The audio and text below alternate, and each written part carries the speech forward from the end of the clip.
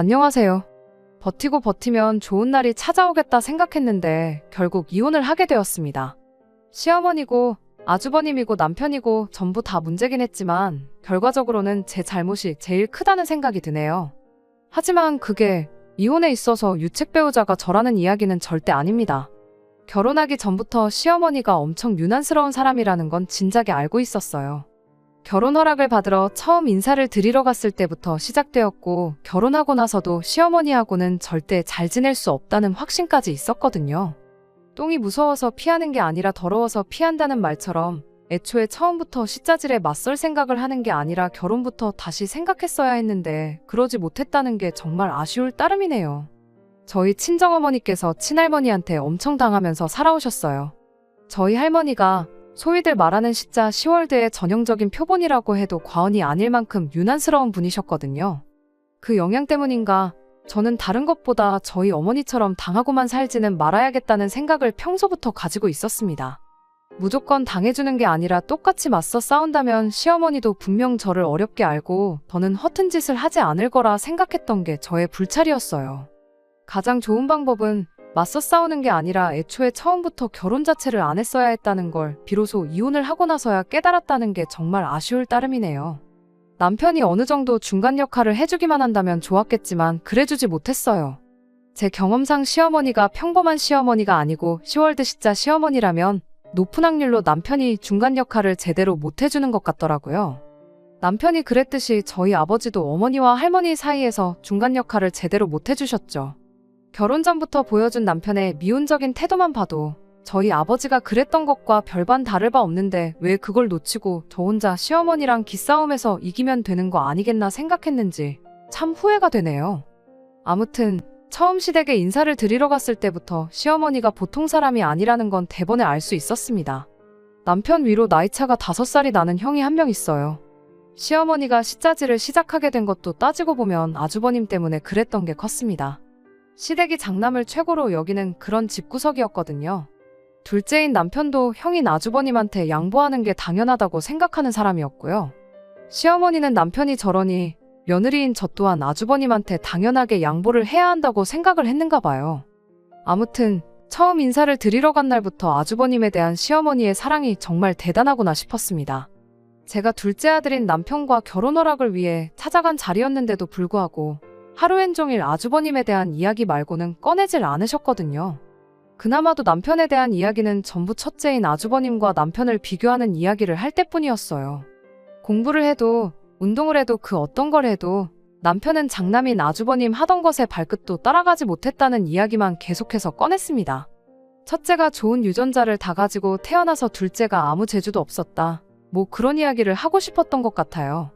내가 지금 누구랑 결혼하겠다고 결혼 허락을 받으러 왔는지 싶을 정도로 듣고 있는 게 다 민망할 만큼 대화의 화제가 아주버님 이야기밖에 없었습니다. 심지어 상에 차려주셨던 음식 또한 아주버님 입맛을 고려해서 차려내신 거였지요. 남편이 좋아하는 음식은 하나도 없었습니다. 그날 자리에 아주버님은 같이 있을 필요도 없었는데 시어머니가 억지로 불러내서 자리 하나 차지해서 버티고 앉아 있었지요. 그 와중에도 어머님은 저희랑 이야기하는 건 뒷전이고 아주버님 밥 먹는데 팔이 안 닿을까봐 멀리 있는 반찬들 집어주면서 밥그릇 위에 올려주고 계셨죠. 이것도 먹어봐라, 저것도 먹어봐라. 거의 수발을 들고 있다고 해도 무방할 만큼 아주버님 챙기는데 여념이 없었습니다. 이미 정이 떨어질 만큼 떨어져서 이혼해버린 마당에 이런 이야기를 꺼내는 게 맞는가 싶지만 그래도 객관적으로 봤을 때 남편이 아주버님보다 못한 게 하나도 없었거든요. 직업이면 직업, 벌이면 벌이. 외모 또한 남편이 아주버님에 비해 떨어지는 게 하나도 없었어요. 왕년에야 아주버님이 남편보다 모든 걸 다 잘했다지만 과거에 사는 것도 아닌데 지금이 중요하지 옛날에 뭘 얼마나 잘했던 게 중요한 게 아니잖아요. 의미도 없는 비교질에 내가 여기 뭐하러 온 건가 싶고 그게 멈추지 않고 계속되니 내 남편 될 사람을 모질이처럼 말하고 있는 시어머니가 그렇게 꼴불견일 수가 없었습니다. 그래서 듣다 못해 제가 한마디를 했죠. 제가 볼 때도 아주버님이 어디 가서 그렇게 빠지는 사람이 아닌 것 같은데 왜 아직도 장가도 못 가고 독립도 못해서 어머님 밑에서 살고 있는지 모르겠다고요. 동생은 이렇게 결혼할 사람 데리고 와서 집에 인사도 시키고 그러는데 아주버님은 뭐가 문제라서 모자란 동생도 해내는 걸 못해가지고 이러고 계시는지 참 궁금하다고 엄청 빈정거리면서 한마디 했습니다. 아무리 눈치가 없는 사람일지라도 제가 무슨 의도로 저런 말을 했는지 대번에 그 이유를 알아차릴 만큼 노골적으로 빈정거렸다 보니 아주버님 표정만 봐도 기분이 많이 상했다는 걸 알 수 있었어요. 어머님은 아주버님 반찬 챙겨준다고 내 말을 못 들은 건지 아주버님 기분 살피느라 대답을 피하는 듯 보였는데 아주버님은 저 때문에 자리가 불편해졌는지 혼자서 깨작거리기만 하다가 배불러서 그만 먹어야겠다 말하더니 귀한 몸을 이끌고 혼자 방으로 들어가더라고요. 이제 당사자도 없으니 쓸데없이 아주버님 자랑은 그만 듣겠구나 싶었는데 그 와중에 시어머니가 아주버님 좋아하는 반찬들은 남겨놓아야 한다며 한참 저희 밥 먹고 있는데도 메인 반찬이라고 할 수 있는 것들부터 치워대기 바빴습니다. 막상 아주버님 먹인다는 음식들을 빼고 나니까 집에서 대충 밥 먹을 때 차려놓은 밥상 마냥 풀떼기에 마른 반찬밖에 남아있질 않았어요. 어차피 어머님 반찬 솜씨 평가하겠다고 갔던 자리가 아니고 음식도 제 입맛에는 그다지 맞지 않았으니 반찬 몇 개 치워버린 게 대수는 아니었습니다. 그렇게 식사가 끝났는데 아주버님이 자리에 없는데도 불구하고 시어머니는 장남자랑에 여념이 없었어요. 지금은 살이 조금 쪄서 그렇지 어릴 때는 연예인 누구랑 판박이었네 하면서 동네에 아주버님 좋다고 쫓아다니던 여자들이 한두 명이 아니었다고 하질 않나? 공부도 곧잘 했어서 선생님들한테 칭찬도 자자했다질 않나? 알고 싶지도 않았고 알 필요도 없는 이야기만 계속해서 늘어놓기 시작했어요. 관심도 없는 아주버님 이야기에 맞장구를 쳐주는 것부터가 고역이었죠. 그때 당시가 아무래도 제가 남편과는 가장 사이가 좋을 때였다 보니 더더욱이 남편은 눈길도 안 주고 아주버님만 우쭈쭈 해주고 있는 시어머니한테 그렇게 기분이 나쁠 수가 없었어요. 저희랑 전혀 상관없는 제3자가 들으면 제가 남편이랑 결혼하는 게 아니라 첫째랑 결혼하는 줄 알겠더라니까요. 그 덕에 시어머니에 대한 첫 인상도 최악이었고 제 기분 또한 그에 못지않게 나쁜 상태였습니다. 집에 돌아오는 길에 남편도 제가 심기가 불편했다는 걸 눈치챈 건지 별다른 말 없이 먼 산만 보면서 제 눈치만 살살 볼 뿐이었습니다. 그런데 또 눈치나 보고 있는 남편 꼴을 보니 그것도 부하가 치밀더군요. 차라리 뭐 시시껄렁한 농담이라도 한마디 하던가 해서 분위기 좀 바꿔줬으면 좋겠는데 그런 주변머리도 없나 싶었죠. 결국 저희 집 근처까지 도착하고 나서 제가 참다 못해서 먼저 말 한마디 꺼냈습니다. 이게 다 무슨 상황이냐고. 어머님이 혹시 나를 당신이 아니라 당신 아주버님하고 결혼시키려고 저러시는 거냐고 대놓고 비꼬듯 물어봤어요. 남편이 그제서야 해명 아닌 해명을 하더라고요. 어머니가 원래도 형을 더 챙기는 분이신데 그게 별다른 이유가 있어서 그런 게 아니고 형이 아직 장가도 못 가고 하고 있는 사업 또한 자리도 제대로 못 잡은 상황이고 그래서 걱정돼서 그러시는 거라면서요. 사실 오늘 자리에 아주버님이 함께 있던 것도 우리 행복해 보이는 거 보고 형님도 하루빨리 짝을 찾았으면 좋겠어서 일부러 그렇게 했던 거였다고 하더라고요. 딱 보기엔 장남 편애하고 차별하는 것처럼 보일지라도 실상은 그런 분이 아니라면서 어머니를 감싸주는데 급급했습니다. 결혼하고 나서 몇 번 지내다 보면 자기 말이 틀린 게 아니라는 걸 알게 될 거라나요. 사실은 마음이 따뜻하신 분이라는 남편의 설명을 들었지만 안 좋은 생각이 도무지 떨쳐지지가 않았어요. 왜냐하면 친정어머니 시집살이로 한참 못 살게 구셨던 저희 할머니가 딱 장남을 최고로 여기는 그런 분이셨거든요. 저희 아버지도 집안에서 둘째 아들이셨는데 장남도 아닌 아버지가 할머니를 모시고 살게 된 데에는 할머니의 유별난 장남 사랑이 컸습니다. 장남이 불편해한다는 얼토당토하는 이유로 합가를 저희 집에 하셨던 거였어요. 그 과정에서 친정어머니랑 아버지께서 약간의 마찰이 있었어요. 집안 지원은 장남이 홀랑 받아갔는데 시어머니 모시는 것도 장남이 해야 되는 거 아니냐던 어머니와 그래도 어머니 뜻이 그런데 어떻게 싫다고 하느냐고 억지로 할머니를 모셔온 저희 아버지가 입장 차이가 있었다는 걸 할머니가 알게 되셨던 거죠. 그러면서 친정어머니를 향한 할머니의 혹독한 시집살이가 시작되었던 거고요. 그런데 지금 딱 꼴을 보아하니 암만 할머니 세대랑 시어머니 세대가 다르다고 한들 똑같은 일이 저한테 일어나지 않으리란 법이 없겠다 싶었습니다. 하지만 남편은 절대로 시어머니를 모시고 살 일은 없을 테니 걱정 말라고 확실하게 못을 박았어요. 제 앞에서 그렇게 확신에 차서 말하던 것처럼 어머님 앞에서도 한마디 할 줄 아는 사람이었으면 참 좋겠다 싶었습니다. 아무튼 남편이 어머님 모시고 살 일은 죽어도 없다고 너무 확신에 차서 말을 했다 보니 저도 믿는 것 말고는 할 수 있는 게 아무것도 없었어요. 시대가 바뀐 만큼 저희 할머니가 친정어머니한테 하셨던 만큼은 아니겠거니 싶었고 시댁과는 그냥 1년의 명절이나 생신 같은 굵직굵직한 날에만 그렇게 딱 1년에 4-5번 정도만 얼굴 보고 지내면 별 문제 없을 거라고 너무 쉽게 생각했습니다. 아무튼 그렇게 저희는 본격적으로 결혼 준비를 시작하게 되었습니다. 상견례까지 다 끝난 상황이었는데 결혼식 날짜를 잡는데 시댁이랑 저희 집이랑 의견 충돌이 조금 있었어요. 당시 코로나가 한참이던 때라 하객 수가 100명이 넘으면 안 되는 상황이었거든요. 저희 집은 50명이든 100명이든 뭐가 문제냐고, 언제 끝날지도 모르는 상황이고 앞으로 몇 년이나 이렇게 살아야 할지도 모르는데 하루라도 빨리 식을 올리는 게 맞다는 의견이었고, 시댁에서는 그렇게 하면 결혼 비용 본전도 못 찾는다고, 못해도 양가 합쳐서 500명 정도 부를 수 있을 때까지 기다려야 한다는 의견이었습니다. 알고 보니 시댁에서 저희한테 2천 정도 지원해주겠다던 돈이 있었는데 축의금 들어올 걸 감안해서 주기로 했던 거였어요. 시댁이 아들 장가가는데 돈 한 푼 못 보태줄 만큼 상황이 어려웠던 게 아니었는데 그 돈은 물어보나마나 언제 결혼할지도 모를 아주버님을 위해 쓸 수가 없는 돈이었고, 그나마 축의금 들어온 거라도 저희한테 줄 테니 감지덕지 하라는 소리였던 겁니다. 그래서 그냥 그 돈 안 받겠다 하고 결혼식 먼저 올리기로 했습니다. 막상 그렇게 식을 올리니 결혼식에 참석을 안 했어도 계좌이체로 들어온 축의금이 상당했어요. 저희 집에 제 지인들부터 시작해 부모님 지인들까지 들어온 게 합쳐서 3천이 넘었는데 시댁에도 비슷하게 들어왔었을 거라 생각됩니다. 애초에 하객 500명을 부를 수 있을 때까지 기다리자던 게 있으니 그 이상이 될 수도 있었겠지요. 남편이 다른 건 몰라도 자기 지인들이나 회사 동료들한테 들어온 축의금은 받아갈 수 있겠냐고 물어봤는데 대차게 거절당했어요. 아주버님 사업하는데 지원해줄 돈이니까 탐내지 말라면서 딱 잘라 거절했다대요. 저희가 안 받겠다고 했던 거니 딱히 할 말은 없었지만 그래도 자기 앞으로 들어온 축의금까지 전부 다 형한테 주겠다고 하는 시어머니한테 남편 또한 많이 실망한 듯 보였습니다. 결혼하고 처음 몇 달간은 정말 가야 할 일이 아닌 이상 시댁 근처에는 찾아가지도 않았어요.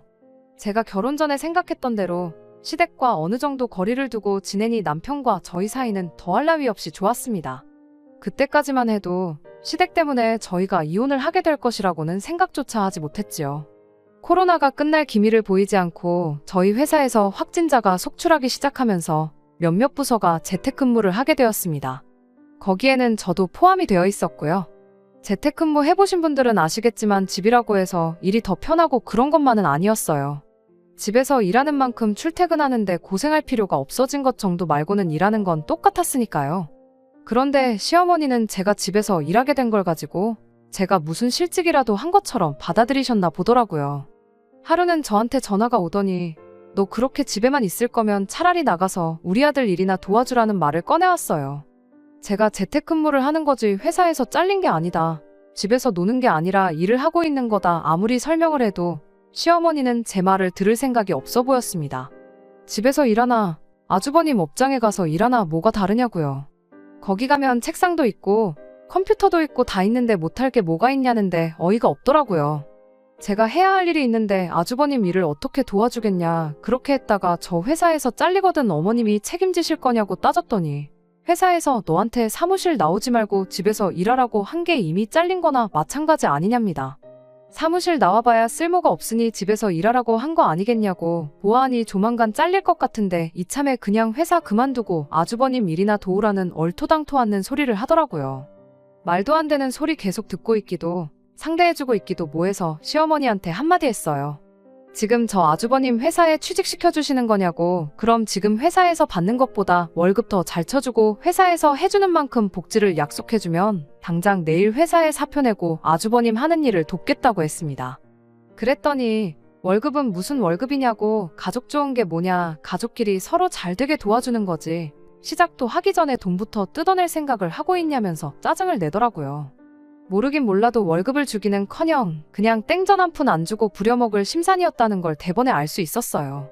어머님은 가족끼리 서로 잘 되는 걸 바래서 남편 앞으로 들어온 축의금까지 전부 아주버님한테 퍼주신 거냐고. 애초에 가족들이 다 같이 잘 되는 게 아니라 아주버님만 잘 되기를 바라시는 것 같은데 저는 우리가 잘 되는 게 중요하지 아주버님이 잘 되건 말건 신경 안 쓴다고요. 어차피 지금 회사보다 더 쳐주면 아주버님 밑에서 일하겠다고 했던 것도 그냥 했던 소리라고. 지금 제가 받는 것보다 2배, 3배가 넘는 월급을 준다고 해도 아주버님 일을 도울 생각 없으니 자꾸 가서 도와주란 소리 좀 그만하시라고 했습니다.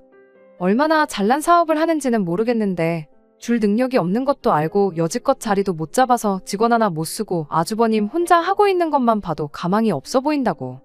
어머님이 진정가족이 잘 되기를 바라시는 분이라면 되지도 않는 장남 사업에 둘째 아들 축의금까지 퍼다 주면서 진작에 문 닫을 사업 하루하루 더 연명시켜주는 게 아니라 아주버님 사업 이끌어갈 깜냥 없는 거 인정하시고 더 늦기 전에 어디 취직이라도 시키던지 기술이라도 가르치시라고 했어요.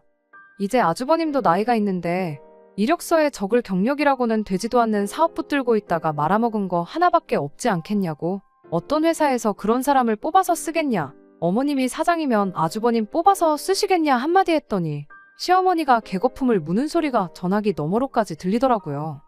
물론 며느리 입장에서 시어머니한테 저런 식으로 말을 한 게 잘한 일이라고 할 수는 없지만 말씀드렸다시피 저는 저희 어머니처럼 당하고만 살 생각은 추호도 없었고 따지고 보면 결혼 시작하자마자부터 저희들 돈을 아주버님한테 퍼준 전력이 있는 거나 마찬가지였으니 이번 기회에 시어머니한테 확실하게 저희가 아주버님 사업 관련해서 땡전 한 푼 내줄 생각 없다는 걸 확실하게 알려주고 선을 긋는 게 좋다고 생각했습니다. 어중간하게 좋게 넘어갔다간 이런 식으로 저까지 아주버님한테 퍼주는 게 당연한 사람처럼 되겠구나 싶었거든요. 물론 시어머니도 성격이 보통이 아니니 제 말을 듣고 가만히 계시지는 않았어요.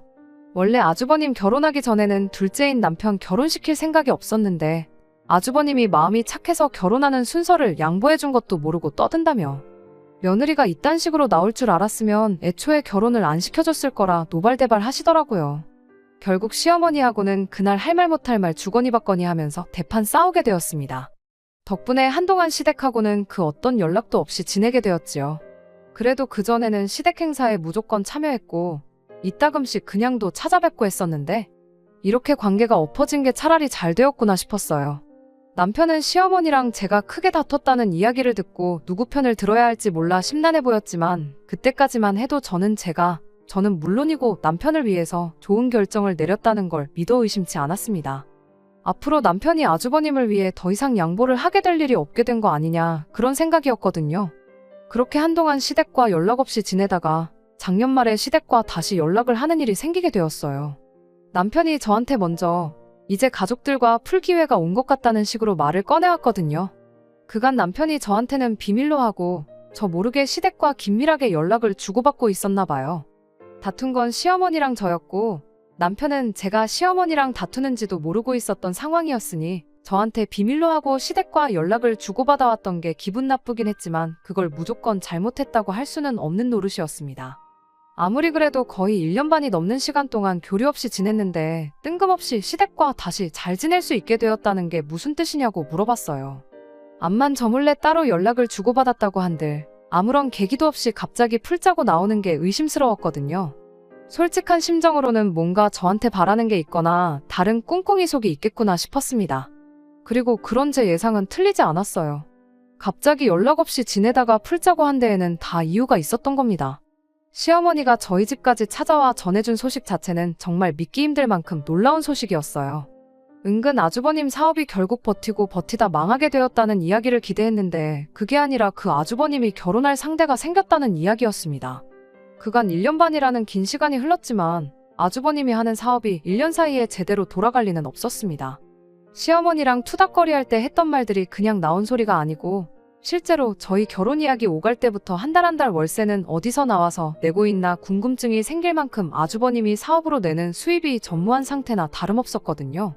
그리고 그 상황을 반전시킬 만큼 아주버님이 사업 수완이 뛰어나다거나 능력이 있지도 않았어요. 사업이 똑바로 안 굴러가는 스트레스를 먹는 걸로 풀어서 살도 뒤룩뒤룩 쪄서 외모도 볼품없었는데 쥐뿔도 없는 아주버님의 어디 뭐를 보고 결혼을 하기로 결심을 했다는 건지. 얼굴도 못 본 사람이지만 아무리 집신도 짝이 있다는 이야기가 있지만 세상에 그 여자는 전생에 대체 무슨 죄를 지었길래 아주버님과 결혼을 할 생각을 갖게 되었는지 싶었습니다. 이제 장남도 가정을 꾸리고 살게 되었으니 이제 다시 한가족으로 화목하게 잘 지내보자. 뭐 그런 취지로 연락을 다시 해왔던 거라면 제가 묻고 따지고 할 것도 없이 그간 악감정은 잊고 잘 지내보자고 나왔을 텐데. 실은 시어머니가 아주버님의 결혼 소식만 전해주러 온 게 아니고 제 예상대로 다른 이유가 있었던 게 문제였어요. 저 혼자 생각하기를 아주버님이 결혼하니까 뭐 축의금 주는 셈 치고 신혼집에 냉장고 온도를 생각했는데 시어머니가 저희한테 원하는 건 그 정도 수준이 아니었습니다. 대뜸 저희한테 꺼낸 소리가 아주버님을 위해 집을 좀 비워줄 수 있냐는 소리였거든요. 생각지도 못한 질문에 제가 혹시 뭘 잘못 들은 건가 싶어서 시어머니한테 한 번 더 물어봤는데 애석하게도 제가 잘못 들은 게 아니라 제대로 들은 거였어요. 그 긴 시간 동안 연락 없이 지내다가 다시 잘 지내보자고 찾아와서 꺼낸다는 소리가 고작 그거냐고. 어머님이나 아주버님이 저희가 집을 장만하는데 땡전 한 푼 보태준 거나 있으시냐, 왜 갑자기 찾아와서 집을 비우라 마라 하시는 거냐 대번에 따져 물었습니다.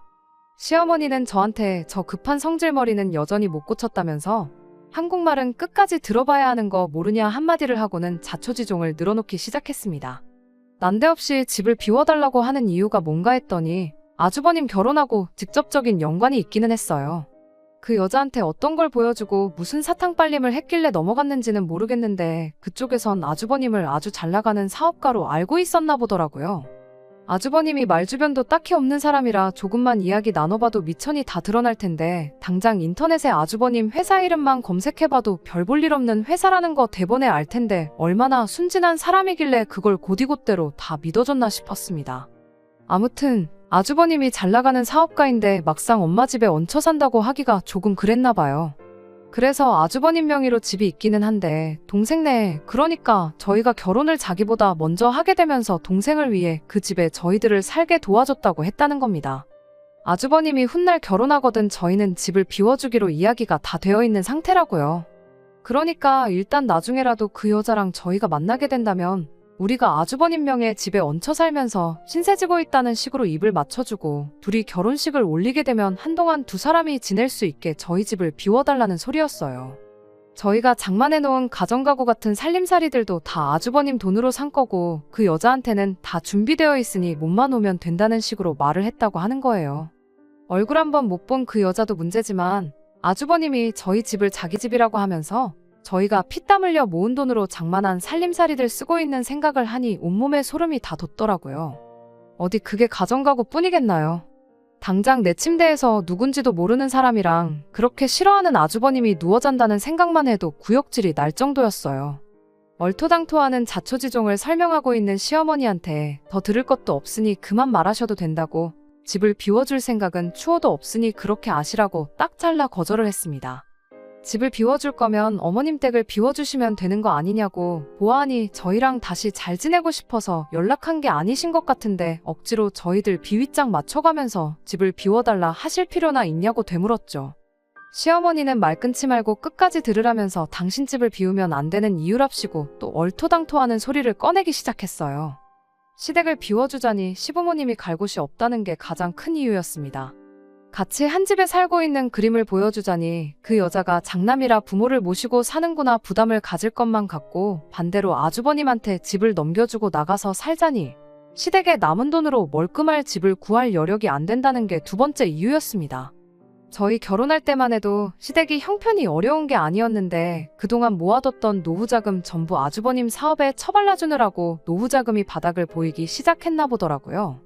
그 돈으로 집을 구해봐야 허름한 반지 하나 단칸방 정도밖에 못 구할 것 같은데 그러면 또 잘나가는 사업가라고 말한 거랑 모순이 되지 않겠냐고.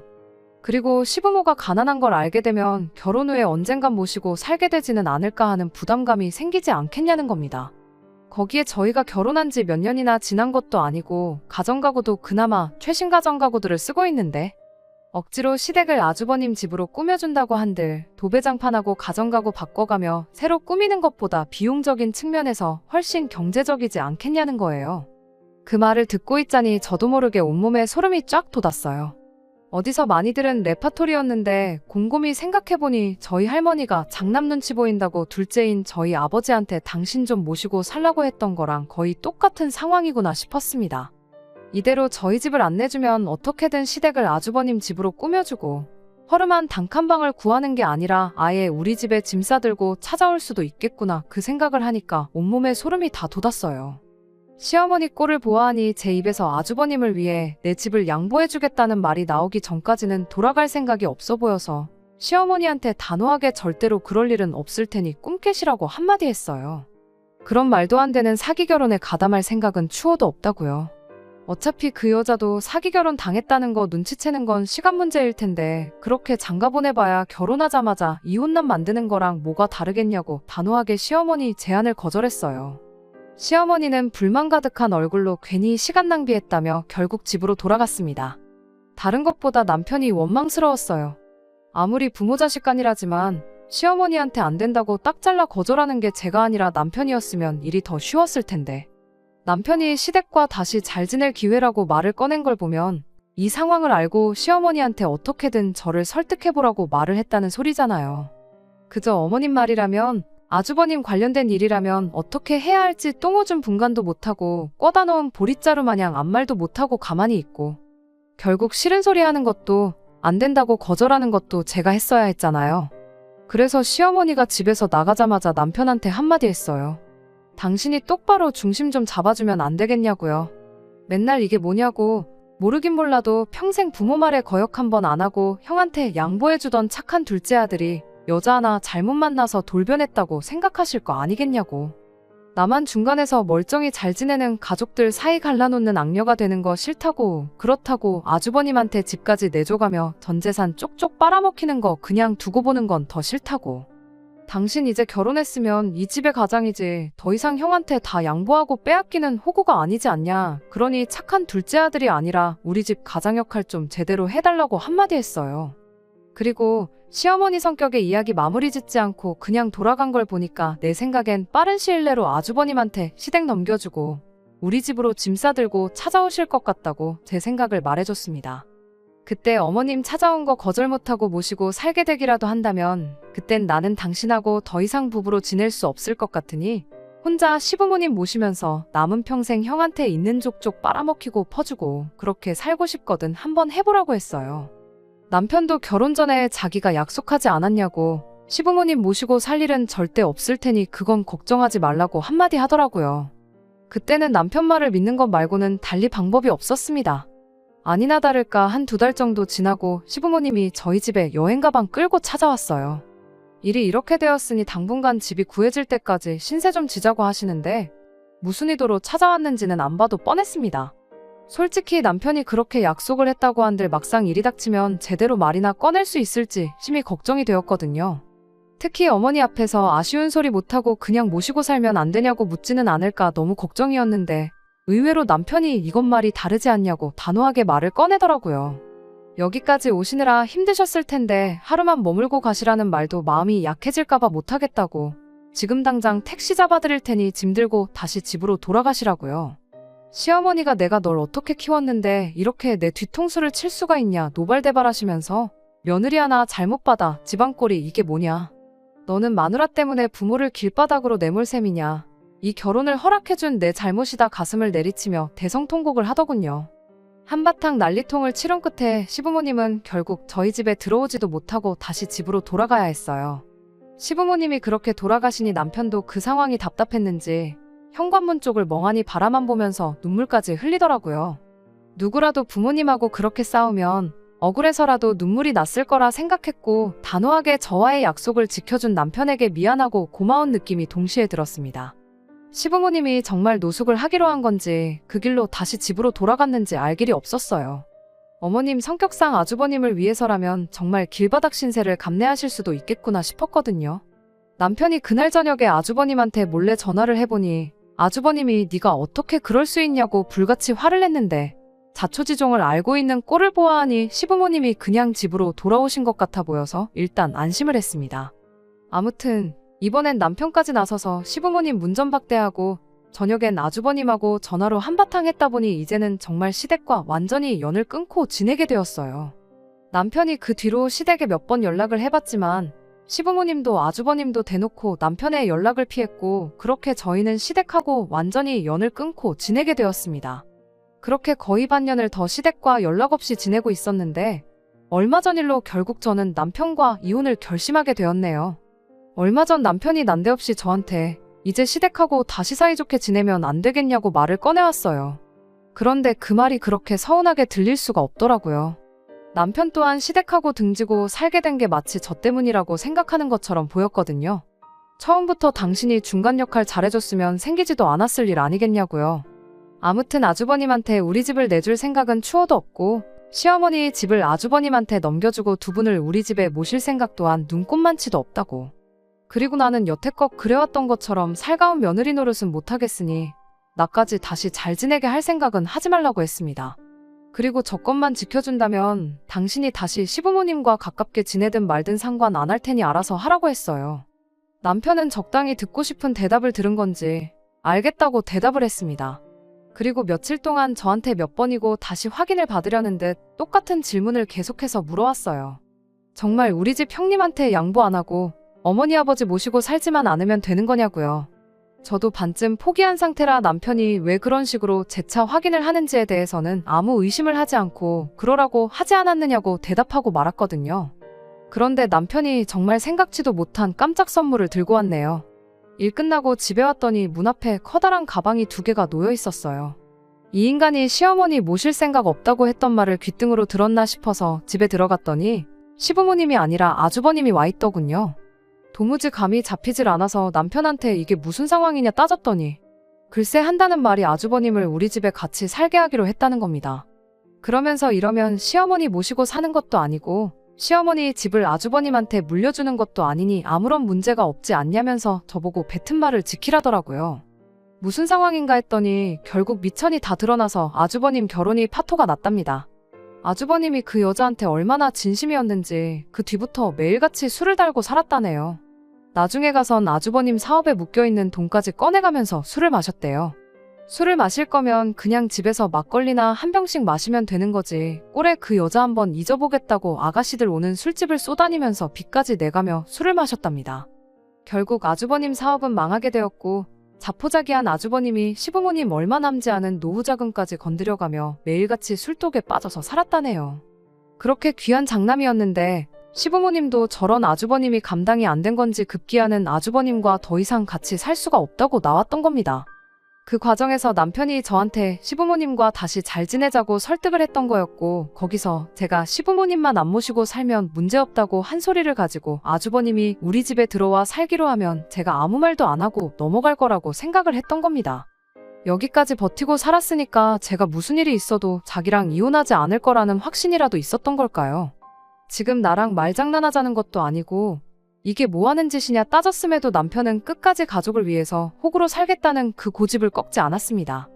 이혼 이야기에도 눈 하나 꿈쩍 안 하고 버팅기길래 나까지 호구로 살 생각은 없으니 그렇게 남은 인생 평생 너한테 도움도 안 될 아주버님을 위해 살라마라고 그대로 짐 싸들고 저는 친정으로 향했고요. 현재는 숙녀 기간 중입니다. 다음 주면 이 지긋지긋한 결혼 생활의 종지부를 찍게 되네요. 남편이 스스로 호구의 삶을 살겠다고 자처한 상황이다 보니 소송까지 갈 필요는 없어서 이혼 절차 자체는 수월하게 넘어간 편이었어요. 위자료 얼마 받자고 소송까지 가는 것보다 시간 낭비 없이 깔끔하게 끝내는 게 더 낫겠다 싶어서 협의 이혼으로 진행했고요.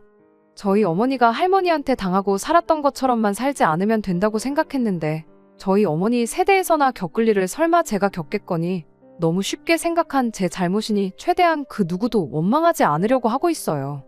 안녕하세요. 시어머니와 아주버님 일로 이혼하게 된 사연을 보냈던 쓰니입니다. 그냥 근황을 전해드리고자 이렇게 다시 여길 찾게 되었습니다. 숙려기간도 끝나고 이혼 신고도 다 끝난 상황이에요. 더 이상 그 집구석 사람들하고 마주칠 일이 없겠거니 싶었는데 얼마 전 남편을 만나고 왔습니다. 이혼 과정에 제 짐을 다 챙겨 나왔는데 남편하고 같이 쓰던 컴퓨터에 제 개인적인 자료들이 남아있다는 걸 깨달았거든요. 그거 그냥 두고 있기도 그렇고 이메일 같은 거 자동 로그인 걸어놓은 것도 있어서 억지로 다녀왔습니다. 그렇게 깔끔하게 유지하려고 노력한 집이었는데 아주버님 들어와서 남자들이 살기 시작하니 아주 개판이 나 있더라고요. 식탁 위에 바퀴벌레 돌아다니는 거 보고 깜짝 놀랐어요. 이혼하고 전보다 잘 지내면 어떡하나 걱정했는데 제 기우에 불과했네요. 아무튼 단 1분 1초도 있기 싫어서 최대한 빨리 볼일 끝내고 후다닥 집을 나왔는데 됐다는데도 기어이 남편이 배웅해주겠다고 따라 나오더라고요. 그러더니 옛날 이야기를 꺼내질 않나 좋았던 시절 이야기를 자꾸만 언급을 하더라고요. 한 귀로 듣고 한 귀로 흘려주고 있는데 아니나 다를까 아주버님 어머니 집으로 돌려보낼 테니 다시 잘해보면 어떻겠냐는 말을 꺼내왔어요. 집꼬라지 개판나고 매일같이 집에서 술만 처먹는 아주버님 감당도 안 되고 시부모님 노후 자금까지 털려서 부모님 노후까지 책임지게 생겼으니 아주 돌아버릴 지경인가 보더라고요. 남편한테 내가 미쳤냐고 평생 호구로 사는 거 네가 선택한 네 인생이니까 혼자 감당하라고 나를 거기에 끌어들일 생각은 꿈도 꾸지 말라고 한마디 해줬네요. 저도 이혼하고 나서 썩 잘 지내는 편은 아니지만 남편 인생은 그냥 바닥으로 곤두박질 쳤다고 봐도 무방할 지경이니 그냥 그걸 보고 좋은 결정 내렸구나. 후회 없는 결정이었다 위안 삼으려고 합니다. 끝까지 들어주셔서 감사합니다. 오늘의 사연은 여기까지입니다. 구독과 좋아요, 알람 설정 부탁드리고 더 좋은 사연으로 다시 찾아뵙겠습니다. 감사합니다.